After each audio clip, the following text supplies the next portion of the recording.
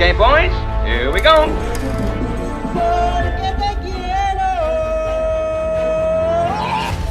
Halo guys, kembali lagi bersama Mimin di Celengan Film. Tak lupa Mimin selalu doain kalian semua dalam keadaan sehat dan bahagia ya. Oke, di video kali ini Mimin akan membahas alur film yang berjudul The God of Cookery 1996. Daripada kelamaan, yuk mari kita menonton. Film ini diawali dengan Stephen Chow yang pergi ke sebuah pasar malam untuk membeli mie campur. Sebelum memesan mie campur, ia bertemu dengan seorang wanita peramal yang bisa melihat potensi malaikat pada diri Stephen Chow. Tapi sayang, tidak digubris olehnya.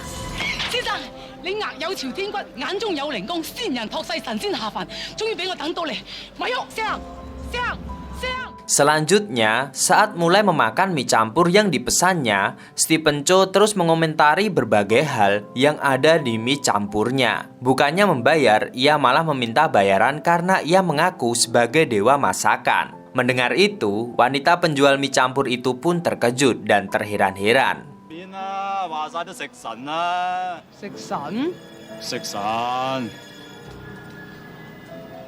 Scene pun berganti. Saat itu Stephen Chow sangat kaya raya dan berhasil dalam bisnisnya. Hingga untuk terus mendongkrak bisnisnya, ia membuat sebuah syuting settingan di mana dirinya berperan sebagai dewa masakan yang sedang menjadi juri sebuah kompetisi memasak yang diikuti oleh beberapa koki hebat di bidangnya. Hal itu ternyata berhasil menaikkan harga jual saham bisnisnya.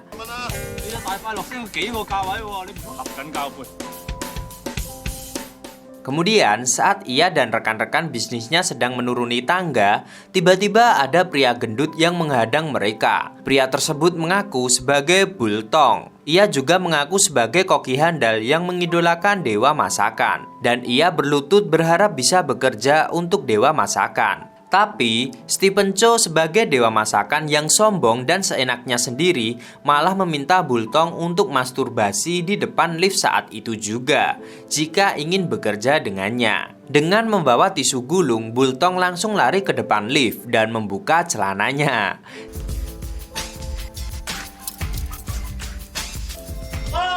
Saat hampir melakukannya, Stephen Chow menghentikannya. Ternyata ia hanya menguji calon pegawainya itu dan ia meminta Bultong datang ke lantai 41 esok hari untuk wawancara dengannya. Selanjutnya, Bultong diminta menyajikan anggur untuk bosnya yang sedang makan malam di atas gedung. Lagi-lagi sikap bosnya itu tidak bisa ditebak. Sebelumnya, rekan kerjanya yang salah menyajikan wen ditusuk garpu bokongnya. Kemudian ia yang menjatuhkan botol anggur malah diminta duduk makan bersama.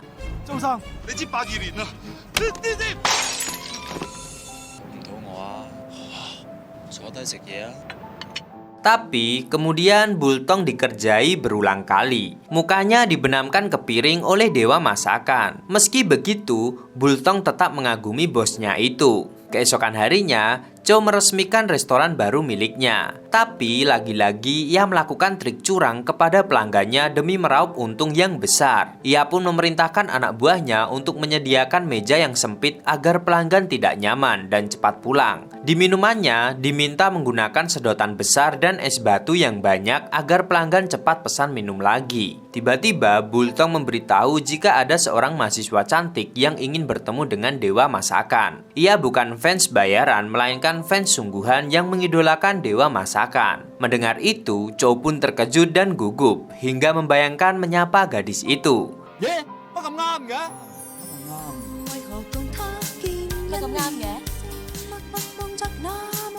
Tapi tak seperti yang ia bayangkan. Ternyata fansnya yang dimaksud mahasiswa cantik adalah wanita jadi-jadian yang amburadul. Seketika Chow pun menendang orang itu hingga menghilang. Kemudian dewa masakan melakukan demo masak di depan tamu undangan padahal dia tidak bisa masak sama sekali. Bultong kemudian membongkar kebusukan dalam mie campur yang dijual dewa masakan dan membongkar segala kecurangan untuk membohongi pelanggan.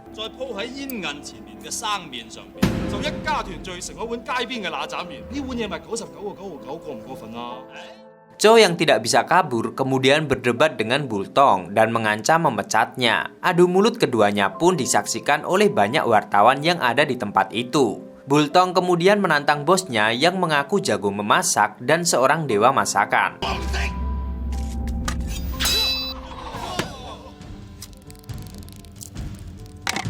Seketika, Bultong berganti koki dan menunjukkan jurus memasak terhebatnya, hingga membuat dewa masakan hanya melongo. Kemudian, polisi datang untuk menangkap Cho karena membuat banyak orang keracunan setelah makan daging sapi yang tidak sehat di restorannya. Ia pun baru sadar jika ia juga dicurangi rekan bisnisnya. Ternyata, rekan bisnisnya bekerja sama dengan Bultong. Kini gelar dewa masakan berpindah kepada Bultong. Kembali lagi ke pasar malam, tempat Stephen Cho makan mie campur. Usai mengaku dewa masakan dan meminta uang kepada pedagang mie campur, ia malah dipukuli oleh pedagang lain karena dianggap mengganggu.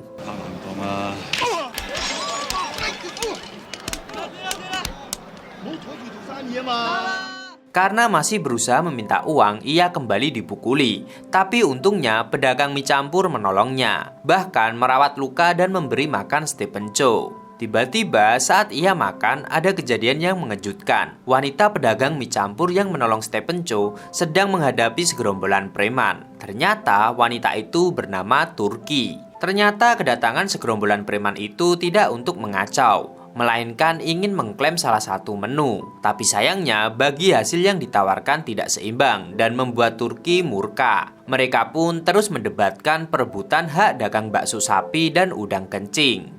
Tiba-tiba, Cho nyelutuk jika kedua menu itu tidak bisa dicampur.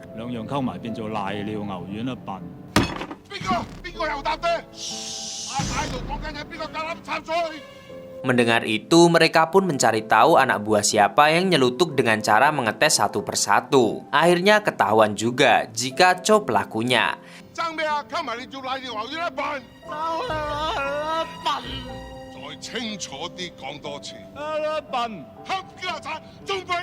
Hingga ia akan dieksekusi. Turki yang menyelamatkannya lagi. Dengan kehebatannya, Turki bisa membuat lawannya itu ketakutan dan memberikan sepenuhnya kedua menu itu kepadanya.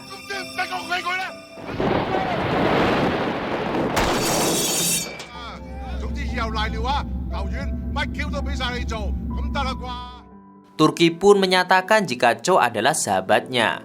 Kemudian datang lagi segerombolan orang dengan membawa golok dipimpin oleh pemilik menu udang kencing. Saat akan menyerang Cho dan Turki yang sedang duduk, ia malah ikut duduk mengamati bakso yang begitu elastis seperti bola bekel. Ternyata itu adalah bakso kreasi Cho dari dua menu bakso sapi dengan udang kencing.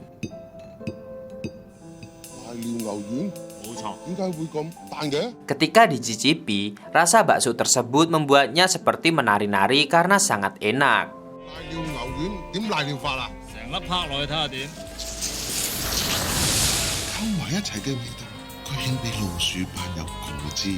Kemudian, mereka rembukan untuk menentukan apa nama menu tersebut. Dilanjut dengan Cho yang menjelaskan tentang rencana bisnis dengan membuka cabang hingga menjual sahamnya. Hingga akhirnya mereka membuka cabang pertamanya. Sayangnya, meski sudah membanting harga hingga gratis, tidak ada satu orang pun yang datang membeli masakan mereka. Padahal mereka sudah membuat banyak bakso. Hingga akhirnya ada seorang perawat gendut yang memesan semangkok bakso mereka. Meski baru satu pelanggan dan gratis, Cho yakin usaha mereka akan menjadi bisnis besar. Perawat yang membawa baksonya ke rumah sakit justru membuat para pasien ingin makan bakso sapi buatan Cho. Karena banyak yang menginginkan bakso sapi kencing buatannya, akhirnya yang tadinya gratis dijual seharga $40. Seketika warung baksonya jadi sangat terkenal, bahkan hingga masuk koran dan diliput televisi. Bultong dan pamannya pun mengetahui berita kembali terkenalnya dewa masakan, padahal hanya membuat masakan sederhana. Hingga mereka mulai khawatir dan merasa Cho dan masakannya menjadi ancaman. Kemudian, Cho dan teman-temannya termasuk Turki datang ke bank meminta pinjaman untuk mengembangkan bisnisnya.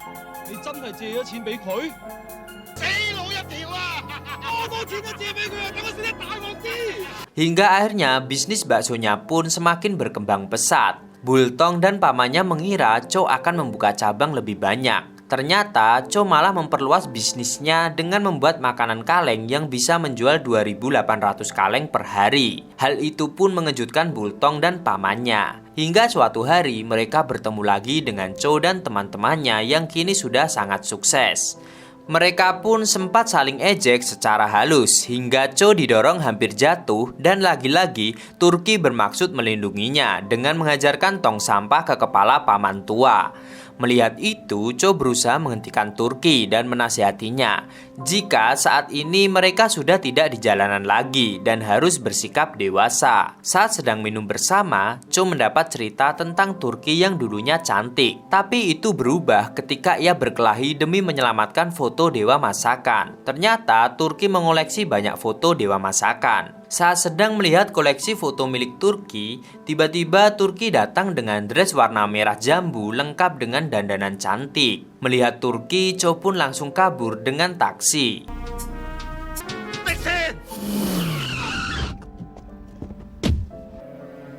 Saat sudah sampai di Cina untuk kursus memasak di Akademi Memasak Cina, tiba-tiba ia dihubungi temannya jika Turki hilang. Ternyata Turki menyusul Cho hanya untuk meminta Cho menggambar panah di gambar hati yang dibuatnya.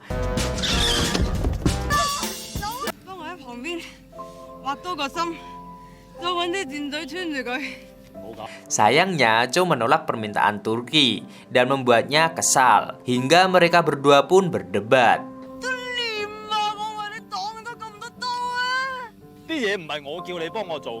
Sampai akhirnya, lagi-lagi Turki menyelamatkan Cho dari pria yang akan menembaknya. 1 bulan kemudian, pertandingan memasak ke-28 pun akan segera dimulai. Tapi, Cho belum datang juga, sedangkan Bultong dan peserta lainnya sudah berada di lokasi pertandingan. Sesuai peraturan, bagi peserta yang terlambat akan didiskualifikasi. 1 menit sebelum lomba dimulai, Cho datang dan mengejutkan semua orang, termasuk Bultong dan pamannya. Karena peserta sudah lengkap, juri wanita yang bernama Nyonya Nancy memukul gong tanda dimulai. Ternyata sebulan yang lalu Cho berhasil selamat dari penembak. Ia terdampar di sebuah biara Shaolin yang akhirnya diobati dihisap racunnya oleh ketua biara Shaolin yang bernama Sang Mimpi Basah.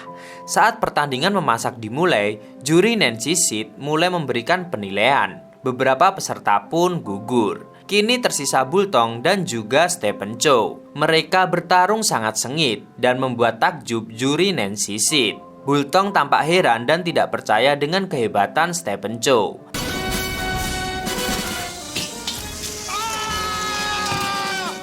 Ternyata Chow benar-benar berlatih keras selama di biara Shaolin dan belajar dari 18 Shaolin. Di menit-menit terakhir, ternyata masakan Chow diberi jebakan bom oleh paman Bultong.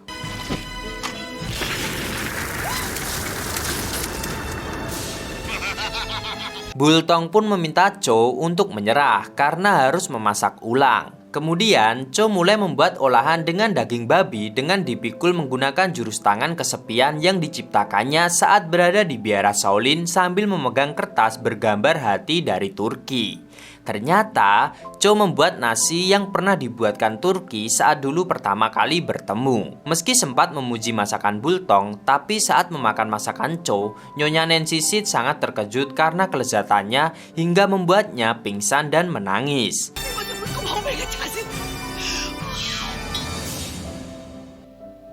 Tapi akhirnya juri memutuskan Bultong sebagai pemenangnya. Tiba-tiba ledakan mengejutkan terjadi di lokasi pertandingan. Turun cahaya dari langit dan seorang dewi dan menghukum paman Bultong menjadi seekor anjing.